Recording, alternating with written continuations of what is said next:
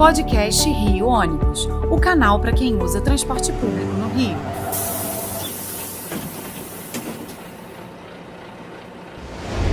Saudações ouvintes, passageiros dos ônibus da cidade e população carioca.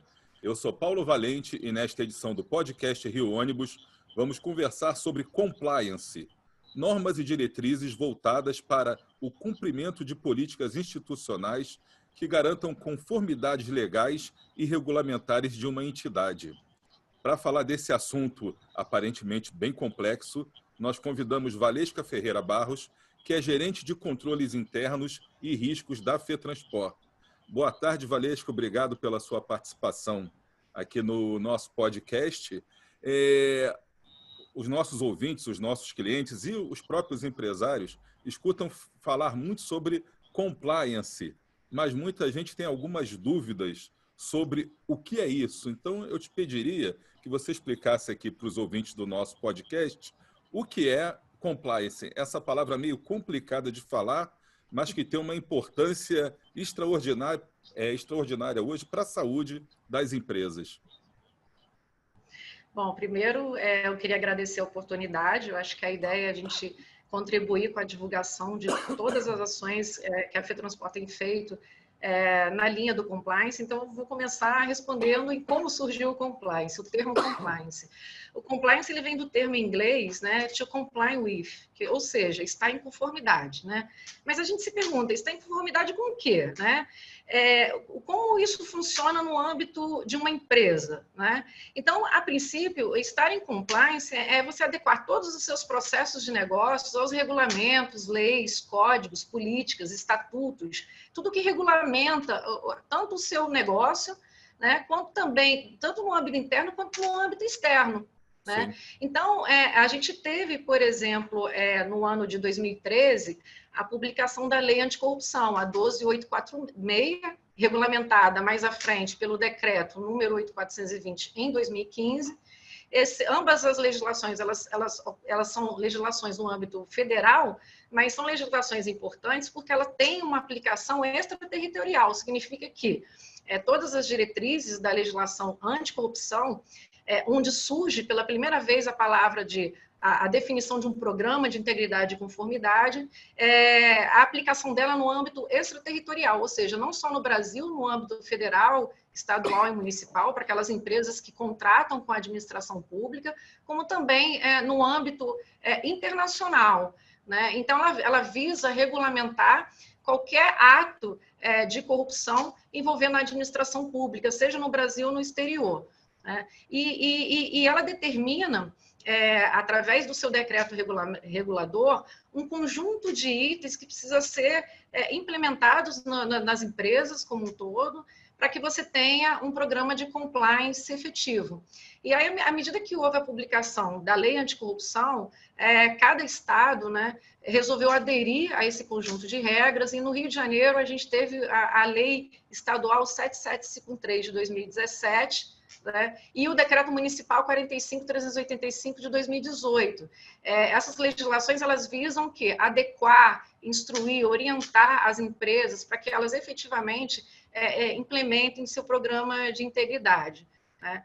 Mas uma coisa que acontece, né, no Brasil e também no mundo, é que muitas empresas têm a tendência a criar o seu programa de integridade focado em riscos de corrupção, fraude, lavagem de dinheiro, e esquecem de olhar os seus processos internos sob a ótica global, a ótica de um risco mais abrangente. Então, aqui na FETransport, a gente resolveu implementar a palavra compliance no estado literal, ou seja, adequar a lei e os regulamentos de modo que você possa gerenciar o conjunto de riscos, seja ele um risco trabalhista, um risco de corrupção, um risco financeiro, ambiental, de conflito de interesse, de um risco cibernético. Hoje a gente tem aí uma grande preocupação com a Lei Geral de Proteção de Dados, acho que todas as empresas têm. Então, a gente resolveu adotar um programa de integridade e conformidade no âmbito mais abrangente possível. Eu ia te perguntar em seguida, acho que você já adiantou de uma certa forma, que itens são avaliados, então, dentro desse processo de compliance, né, desse processo de adequação de todas as práticas e processos da entidade, o que é avaliado aí dentro da FETranspor, que itens que são considerados nesse projeto de compliance, quer dizer, nesse programa que já está implementado? Então, a lei anticorrupção, tanto a lei 7753 no âmbito estadual, elas definem um conjunto de itens que nós sumarizamos em 12 pilares. Né? Na lei você vai encontrar mais, mas nós acumulamos alguns pilares com outros, então, no caso da FETranspor, a gente utiliza 12 pilares principais. A primeira coisa para implementar um programa de compliance é você ter o suporte e o comprometimento da alta administração. Alta administração da empresa, independente do negócio que ela faz, independente da infraestrutura que ela tem para implementar um programa de compliance. Então, porque a gente sabe que tem empresas que têm um porte maior e empresas que têm um porte menor. Então, a primeira coisa, suporte e comprometimento da alta administração. Esse suporte, ele se reflete em você ter pessoas especializadas em implementação de programas de compliance, não necessariamente precisam ser advogados, elas podem ser, o ideal é que sua equipe seja uma equipe multidisciplinar, porque, como a gente disse, a gente cuida da gestão de riscos, né, que é o segundo pilar. Então, é importante ter equipes multidisciplinárias envolvidas na implementação do seu programa de compliance. A gente precisa criar uma independência, uma estrutura, uma instância interna fiscalizadora responsável por monitorar as ações de compliance. Né? Então, quando a gente fala do terceiro pilar, que é o pilar da independência, se nós estamos estruturando nossas áreas de negócios, mapeando os processos das áreas de negócios, detectando se os controles existentes em cada área de negócio são eficazes, a gente também precisa ter uma estrutura que fiscalize as áreas de negócio, né? Já em linha com o que se diz, o que se fala no Instituto Brasileiro de Governança Corporativa. Então, a gente tem a área de controles internos, por exemplo, implementando com o programa de compliance junto com as áreas de negócio, um suporte direto, né? E temos também a auditoria fazendo o seu papel de independência, de monitoramento independente, com reporte ao Conselho.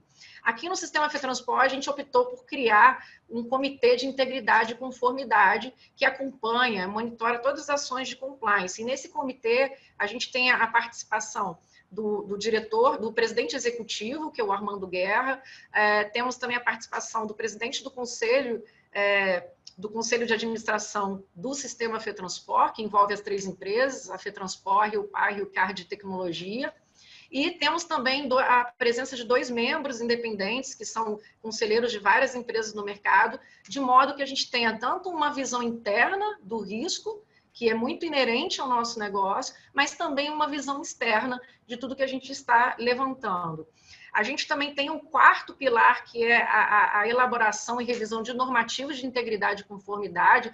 Então, esses normativos, ele vem tanto através, o primeiro, né, é o Código de Conduta e a Política de Segurança da Informação, mas eles derivam também políticas de sanções e medidas disciplinares, políticas de confidencialidade e privacidade, já pensando no risco de aderência à Lei Geral de Proteção de Dados. Temos normas menores, como a norma de home office, que veio aí no momento de gestão de crise, quando entrou a pandemia, guia de boas práticas nas redes sociais, e todo um conjunto de normativos, tanto normativos genéricos, quanto normativos inerentes a uma área de negócio, por exemplo, uma política de suprimentos, né?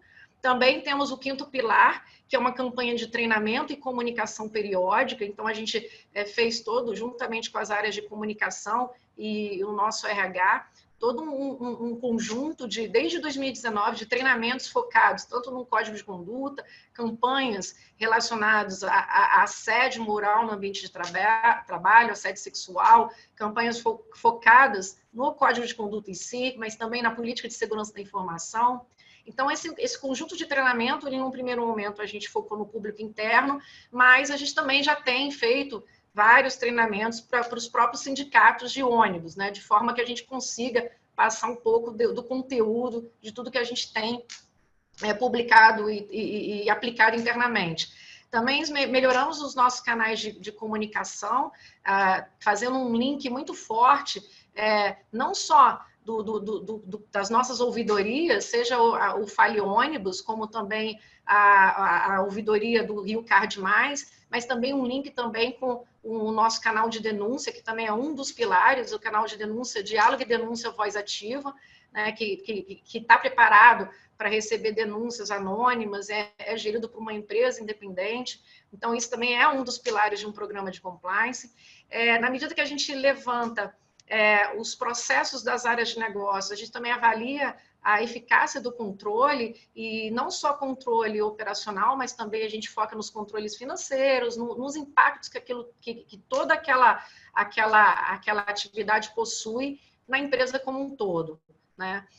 Também temos uma preocupação muito grande com a publicação das demonstrações contábeis, né, de todo o sistema FETranspor. Então, a partir do momento que a gente iniciou o programa de integridade, houve a contratação de auditorias independentes, auditorias externas que têm constantemente avaliado o nosso programa, as publicações das demonstrações contábeis do sistema FETranspor.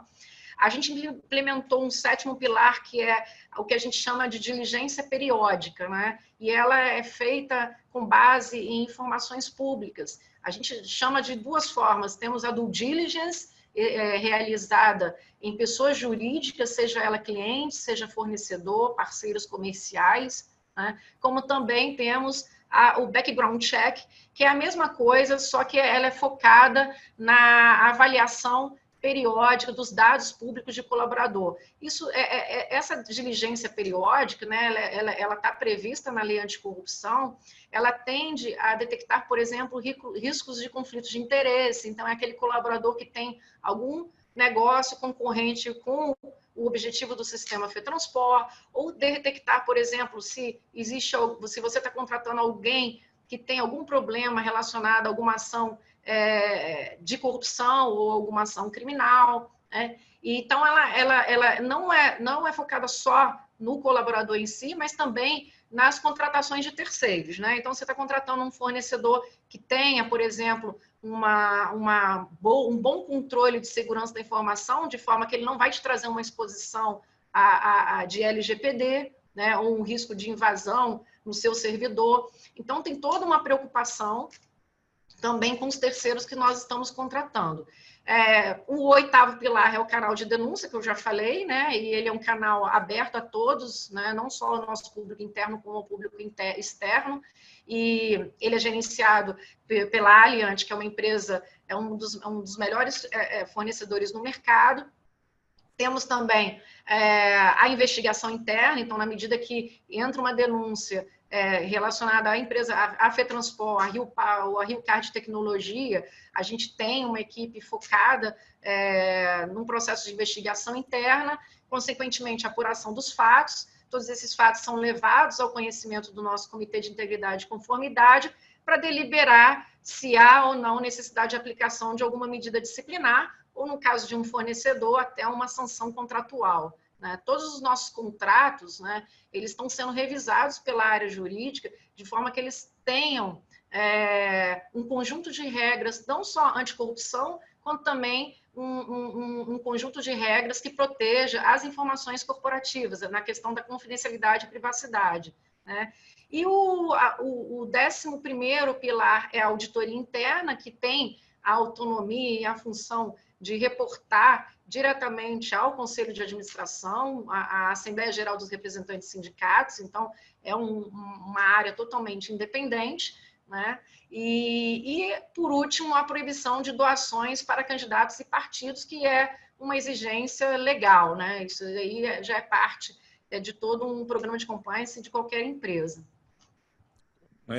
Gostei da explicação. Acho que entendi bastante, tinha uma ideia, mas eu acho que esse trabalho que vocês estão fazendo vai além realmente da expectativa, daquilo que é o senso comum. Então, é uma coisa bem estruturada, bem preparada, e vocês têm cuidados, assim, cuidado e tem retrabalho em cima desses cuidados. É coisa feita com auditorias externas. Eu acho que isso é fundamental para dar essa transparência, essa confiança que nós temos que transmitir para a população, que acaba sendo aí cliente, né, da FETranspor, dos sindicatos, das empresas de ônibus. Então, dentro disso, assim, rapidamente para a gente diferenciar para o nosso ouvinte, quais são os principais aspectos que diferem as empresas com e as empresas sem compliance? Qual a diferença disso, por exemplo, para o nosso cliente? Bom, as empresas que têm um programa de integridade, principalmente dessa forma mais abrangente, ou seja, focada em todos os tipos de riscos, não só os riscos de corrupção, ela sai com um diferencial muito grande em relação às demais empresas. É uma questão, inclusive, de sobrevivência, né? Porque cada vez a gente precisa atender melhor os nossos clientes, os nossos fornecedores, os nossos parceiros comerciais, porque eles também estão sujeitos às legislações anticorrupção. Então, eles também estão adequando os seus processos. Então, cada vez mais, nós, seja como clientes, como fornecedores, vamos ser demandados por eles a ter programas de integridade propriamente estabelecidos. Então, se eu contrato, por exemplo, um fornecedor que vai cuidar do meu servidor de arquivos, eu, por exemplo, vou ter a preocupação de ter, numa questão contratual, uma cláusula de auditoria, uma segurança que me proteja em relação ao vazamento de dados. Eu vou querer saber, por exemplo, se ele tem um programa de integridade focado em segurança da informação, para que não haja um vazamento de dados confidenciais, uma vez que ele vai ter acesso ao servidor. Assim como o meu cliente quer saber se ele vai trazer para essa relação de trabalho um risco reputacional. Então, assim, cada vez as nossas partes interessadas, né, seja cliente, fornecedor, parceiro comercial, eles tendem a adotar essa postura de compliance, né? O outro ponto que é importante é você ter condição, né, poder de negociar com o governo, participar de licitações públicas. Lembrando que, por exemplo, a Lei 7753 de 2017, que é a Lei Anticorrupção no âmbito estadual, ela obriga as empresas que contratam com a administração pública estadual a terem o seu programa de compliance. Então, a partir do momento que você está implementando isso, você tem condição de renovar uma licitação pública, né? Ou qualquer questão relacionada ao governo.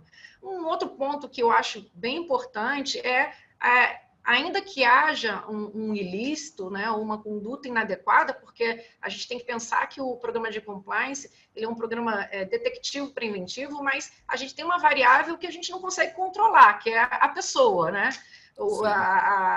O indivíduo, ele pode, mesmo com todo o programa implementado, com todos os controles implementados, ele pode falhar.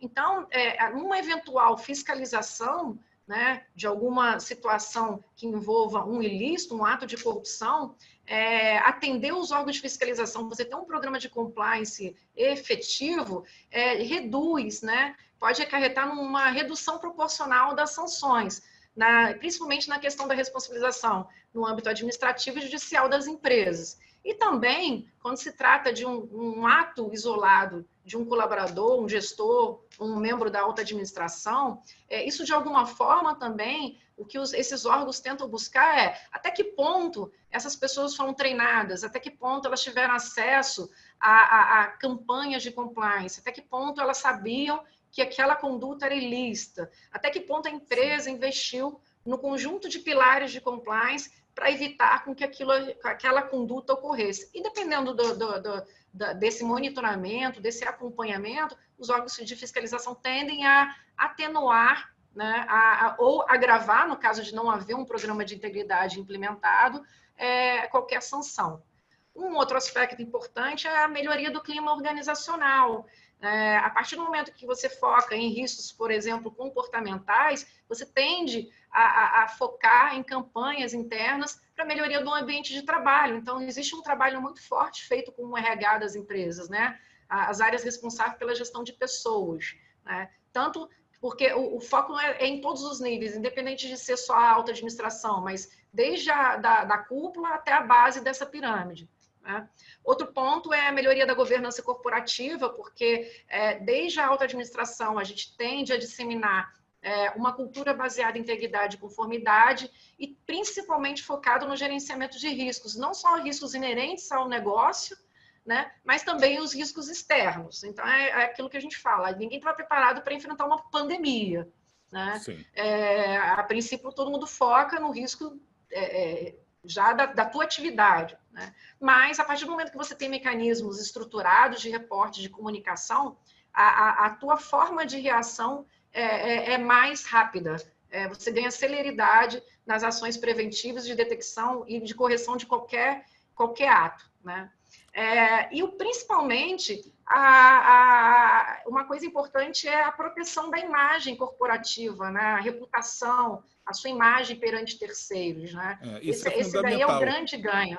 Isso é fundamental. Eu não querendo polemizar, mas citando só, o que a gente vê muitas vezes é que na busca de soluções para o problema da mobilidade, para o problema do transporte, existe sempre um componente político muito grande, que é a questão de passar para a população, muitas vezes, uma imagem de que o setor teria uma caixa preta, de que o setor não teria transparência e tudo. Então, esse cuidado que o setor tem, que a FETransport tem, e os sindicatos certamente, né, nesse caminho, tem de implantar programas de compliance, de dar transparência aos seus dados, a tudo isso. Isso serve justamente para mostrar à população, de modo geral, aos formadores de opinião, que não existe essa tal caixa preta, que não existe esse esconder de dados, essas práticas ilícitas. Então, é preciso se mostrar que o setor é diferente daquilo que tentam fazer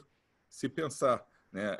Todo esse trabalho que vem sendo colocado, e é realmente trabalhoso e custa dinheiro essa implementação, tudo isso é necessário para dar não só ao usuário que pega o ônibus ali a certeza de que está recebendo ali um bom serviço correto, né, dessa forma, mas para poder dar aos técnicos do governo estadual, municipal, quem quer que seja, aos políticos que geralmente gerenciam essa questão, a tranquilidade de que estão recebendo dados reais, de que estão trabalhando com pessoas que têm práticas corretas, que atendem à legislação e que o principal que você falou, não há um risco reputacional. Tudo vem sendo feito dentro das boas práticas de governança, de compliance, de tudo isso. Então, é muito importante a tua explicação, que você está conseguindo simplificar, de certa forma, esse entendimento.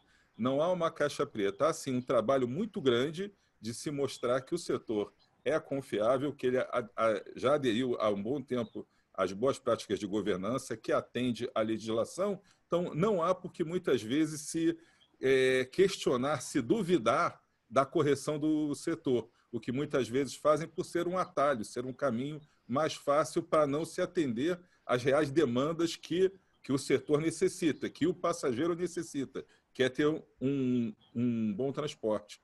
Então, só para a gente finalizar, porque a gente tem um limite de tempo aqui, acho que a gente deve conversar mais sobre isso, evoluir mais esse assunto em outras edições. A gente falou mais sobre a FETransport. Então, eu te pergunto, como um todo, você que é especialista no assunto, o setor de transportes vem se adequando a esse formato? Eu vejo que a FETransport é uma das precursoras dessa tendência no nosso país. Você acredita que o compliance seja uma tendência natural a ser seguido por todas as instituições, não só ligadas ao transporte, mas outras federações, outros sindicatos, as empresas de modo geral? Esse é o futuro para que essas relações possam ser confiáveis, para que todos os atores envolvidos, seja a população, seja o empresário, seja o governo, sejam os órgãos reguladores, eles possam ter essa tranquilidade, essa certeza de que tudo está bem feito? Bom,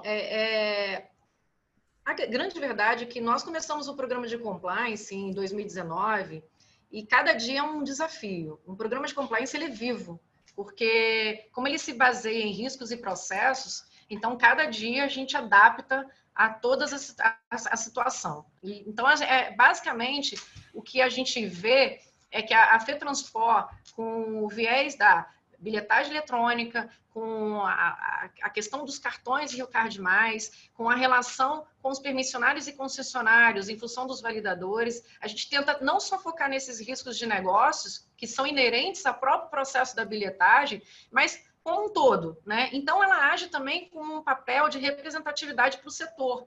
Então, a partir do momento que a gente faz campanhas de compliance, treinamentos, orientações e parte da federação para os sindicatos, diretrizes relacionadas ao compliance, nós, de certa forma, contribuímos para a disseminação de toda a cultura de integridade e conformidade.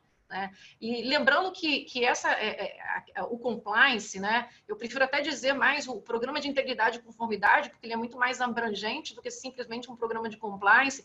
Ele veio para ficar, não só no Brasil, mas no âmbito mundial, né? Já está claro que, por exemplo, a corrupção é uma das mazelas da sociedade, independente do tipo, né? Então, eu não estou falando só de uma improbidade administrativa, uma fraude, uma lavagem de dinheiro, uma infração à licitação pública.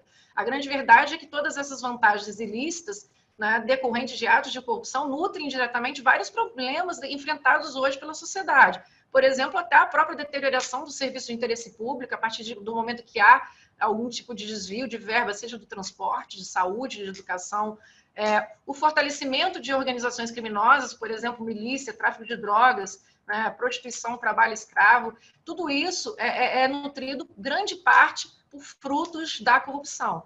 E é importante deixar claro que não é também só uma responsabilidade das empresas, é uma responsabilidade também dos órgãos de fiscalização e controle, eles também têm, por obrigação legal, implementar os seus próprios programas de integridade, em conjunto com as empresas no âmbito privado, e também a população, ela tem que zelar um pouco mais, ela ser menos complacente com as condutas ilícitas, e utilizar os canais de denúncia públicos para auxiliar os órgãos de polícia na fiscalização, combate, controle. Então, é um trabalho em conjunto. Eu sempre falo assim, o compliance, ele não é único, ele não é de uma pessoa só. O compliance tem que estar na veia de todos, né? Tem que ser uma diretriz global. Então, isso tem força. A partir do momento que todo esse conjunto funciona em equilíbrio, tem força. É fácil? Não é. Envolve custo, envolve investimento. Mas existem hoje diretrizes, inclusive, na portaria da CGU, que permite com que as empresas de pequeno porte, microempresas, na portaria 2279 de 2015, implementem de uma forma mais resumida os seus próprios programas de integridade, porque a gente precisa hoje adaptar ao porte de cada negócio. Então, tem empresas que vai conseguir ter um programa de integridade muito mais abrangente e vai ter aquelas que vão ter a mesma efetividade com uma estrutura menor e tendo adequações de seus processos e áreas de negócios, entendeu? Então, te agradeço muito pelas explicações, foi acho que bem esclarecedor para todo mundo que está ouvindo aqui. Certamente vamos marcar um segundo programa, um segundo episódio para a gente desenvolver mais, mas estamos chegando, infelizmente, ao fim do nosso tempo. Então, Valesca, quero te agradecer pela sua participação, agradecer a FETransport pelo trabalho que vem desenvolvendo e que tem servido de exemplo aqui para os sindicatos, para o Rio Ônibus, inclusive, e falar com nossos ouvintes que chegamos ao fim de mais uma edição do podcast Rio Ônibus, que ficará disponível para você ouvir novamente a qualquer momento e também para compartilhar com quem você quiser. Na próxima semana estaremos aqui com mais um assunto do seu interesse. Esperamos você. Apresentação e supervisão, Paulo Valente. Roteiro e produção, Peter Barcelos. Produção técnica, Rafael Lima. Rio Ônibus. Seu dia passa por aqui.